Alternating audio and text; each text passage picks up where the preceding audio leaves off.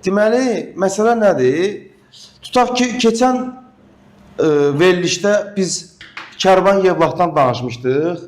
Mən özüm bildirmişdim ki, mən Füzuli Məmmədovdan daha yaxşısını gözləyirdim. Yəni fikirləşirdim ki, o gedib uğurlu nəticələr qazana biləcək Kərvan Yevlaxda.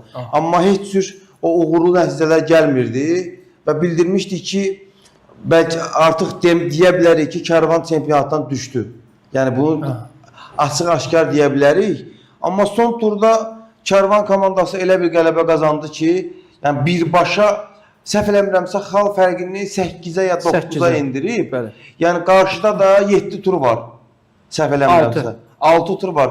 Düzdür, çox çətindir. Amma özləri üçün ən azından insan təsəvvür elə ki, növbəti turda bilmirəm Kərvan kiminlə oynayacaq. Şamaxı ilə səhv etmirəmsə. Şamaxı ilə.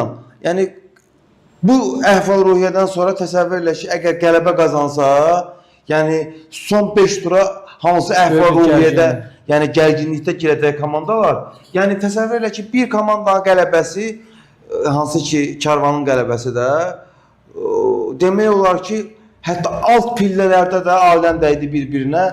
Üstəlik də Qəbələ məğlub oldu İmişliyə. Demək olar ki, İmişli artıq öz yerini təmin elədi.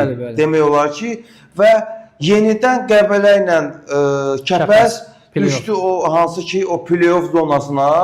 Yəni sonra da 6 tur qalıb. Sözün açığı çempionatımızda hal-hazırda elə bir durum var ki, məsəl üçün bu tur hansı komanda kimlə oynayırsa, yəni nəticəni təxmin eləmək çox çətindir. Çünki elə nəticələr qeydə alınır ki, çempionatda da, yəni həqiqətən də Azərbaycan çempionatında son illər belə bir mübarizəni biz görmürdük, şahid olmurduq.